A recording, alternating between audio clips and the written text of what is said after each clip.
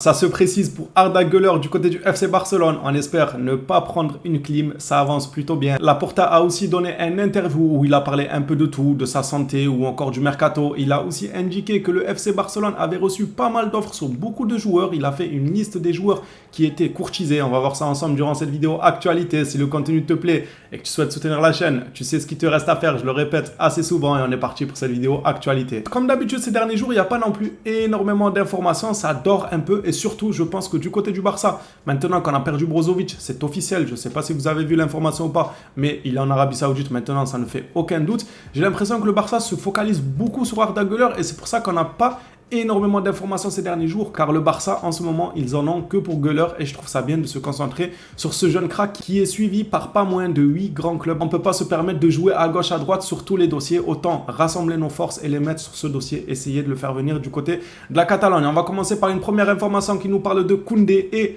Xavi. Xavi aurait réussi à convaincre Koundé de jouer arrière droit la saison prochaine. Je vous apprends rien si je vous disais qu'on nous précise convaincu Koundé de jouer arrière droit, c'est parce qu'il y a quelques mois Koundé il avait dit clairement qu'il ne voulait pas jouer arrière droit, il ne se sentait pas super à l'aise, il préférait plutôt jouer axial. Aujourd'hui, selon Rodriguez, Xavi aurait réussi à le convaincre dans le cas où un défenseur droit ne viendrait pas et on avance vers ce chemin-là. Pour l'instant, il n'y a pas énormément de défenseurs droits annoncés au FC Barcelone, mis à part Cancelo dont on a énormément parlé, mais pour l'instant, c'est jugé comme étant cher, à voir comment le Barça se débrouillera. Mais si aucun ne vient, comment il s'appelle le nouveau Araujo là? Lui, il a même pas joué 2 heures que ça y est, on essaye de le vendre. J'ai vu qu'il y avait un club aux Pays-Bas, quelque chose comme ça, qui s'était intéressé par lui, celui qui est venu de la MLS la saison passée, vous vous rappelez. Il est déjà sur la liste de transferts alors que le gars, il a même pas fait 3 mi-temps avec le FC Barcelone. C'est certainement que Xavi à l'entraînement n'a pas été convaincu par lui. Moi, je trouve ça dommage. On lui laisse même pas sa chance, qu'il est déjà sur un départ. Je trouve ça vraiment dommage, mais c'est rassurant de savoir que Xavi a su trouver les mots pour convaincre Jules Koundé de jouer défenseur droit si un nouveau défenseur droit n'était pas signé, et ce communiqué a été confirmé un peu plus tard dans la journée par fan Javi Miguel. Passons maintenant à la déclaration de Laporta. Il a fait un interview, il parlait un peu de tout, notamment de sa santé. Il a annoncé qu'il allait faire un régime. Donc cet été-là, ne vous attendez pas à voir Laporta avoir des rendez-vous avec des agents de joueurs dans des restaurants. Maintenant, ça a changé. On va voir des vidéos de Laporta accueillir les agents de joueurs dans des salles de sport. Ils vont s'entretenir à Basic Fit ou à Fitness Park ou je ne sais dans quelle salle de sport. Laporta, il va pousser la fente. En même temps, il va parler avec l'agent du joueur. Ça y est, c'est fini les vidéos. On voyait Laporta à chaque fois dans un nouveau restaurant accompagné d'un agent de joueur comme l'été dernier. En tout cas, selon ses dires, il entame un régime et c'est plutôt bien. Le sport, c'est toujours bon pour la santé. Donc, on lui souhaite de tenir à ses objectifs. Après, le reste, j'ai pas jugé forcément super important. Moi, c'est ce communiqué-là qui m'a intéressé, surtout qu'il finit par dire on n'est pas vendeur. Ça, c'est super parce qu'il y a beaucoup de joueurs qui ont reçu des offres, mais Laporta rassure tout le monde en disant on n'est pas vendeur. Allez, lisons ça ensemble. Laporta nous indique qu'il y aurait des offres pour Christensen, pour Pedri, pour Gavi, pour Araujo, pour Ter Stegen, pour Ansu. En fait, il y a des offres pour tout le monde. Si on vend tout le monde, la saison prochaine, on peut pas faire de match. On va arriver avec Ter Stegen et Ferran Torres à l'attaque, c'est tout. On va jouer à 2, comme quand on était petit là, qui avait goal volant. Ter Stegen, il aura le droit de sortir de ses cages pour aller monter en attaque. C'est n'importe quoi. Il y a des offres pour tout l'effectif. Et bien évidemment, on n'a pas fini la liste. Je me suis arrêté, mais il y a aussi Rafinha et Balde, en fait, tout l'effectif. En fait, notre 11 titulaire, ils ont tous des offres. J'espère que Laporta ne va pas péter un plan un bon matin et vendre tout le monde. Imaginez, il se lève, il dit bon allez, j'accepte toutes les offres et on jouera avec le Barça B. En réalité, ça fait quand même plaisir car nos joueurs attirent les convoitises et ça fait plutôt plaisir, mais je vois pas De Jong là-dedans. Parce que Laporta, il finit par dire mais nous ne sommes pas vendeurs. Ça, c'est super, mais il fallait mettre Frenkie De Jong dedans. Comme ça, tu confirmes que tu n'es pas vendeur pour Frenkie De Jong.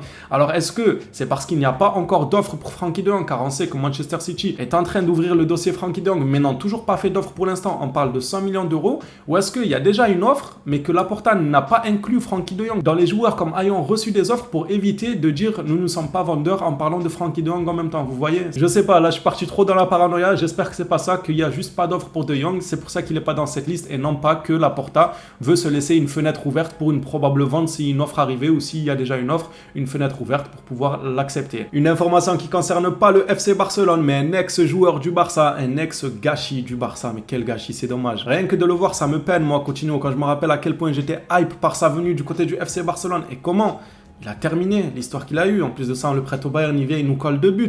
Voilà quoi, Philippe Coutinho. J'ai jugé quand même bon de vous informer de sa situation en tant qu'ex-joueur du FC Barcelone. Selon Jacob Ben, Philippe Coutinho fait partie des priorités d'El Tifak. Pour terminer cette vidéo actualité, on va se focaliser sur le dossier Arda Güler. Il y a 3 informations aujourd'hui, dont une qui est très longue. Regardez-moi ça, on dirait un roman policier. Il en avait des choses à dire, le journaliste qui a sorti ce communiqué. Limite, il aurait dû aller au studio, enregistrer un 16 mesures. Je sais pas, il aurait dû faire un clip de rap là. Il a beaucoup écrit le poteau. Allez, lisons ça ensemble. Barcelone serait convaincu que Güler choisira l'offre l'offre qui lui est présentée et la décision se fera entre aujourd'hui et demain. Beaucoup de sources annoncent ça, comme quoi la décision de Güler, ça serait entre aujourd'hui et demain. Malgré la forte pression des clubs de Milan, du Real Madrid et de Dortmund, je rappelle qu'il y a 8 clubs sur le joueur. Pour signer Güler, Barcelone est toujours en tête de la course. Ça fait plaisir. On nous informe aussi que le voyage de Deco en Turquie a été très important pour régler l'affaire. Bon, heureusement que c'est pas Jordi Cruyff qui a voyagé en Turquie, parce que lui, il aurait plus passé de temps à se faire greffer des cheveux en Turquie qu'à négocier pour Güler. Heureusement que c'est Deco qui y allait. Lui, au moins, il a encore de jolis restes. Il n'y avait pas de doute qu'on le trouve dans une clinique pour poser des cheveux. Deco aurait convenu avec Fenerbahçe de payer la valeur de la résiliation du contrat s'élevant à 17,5 millions sur 2 ans.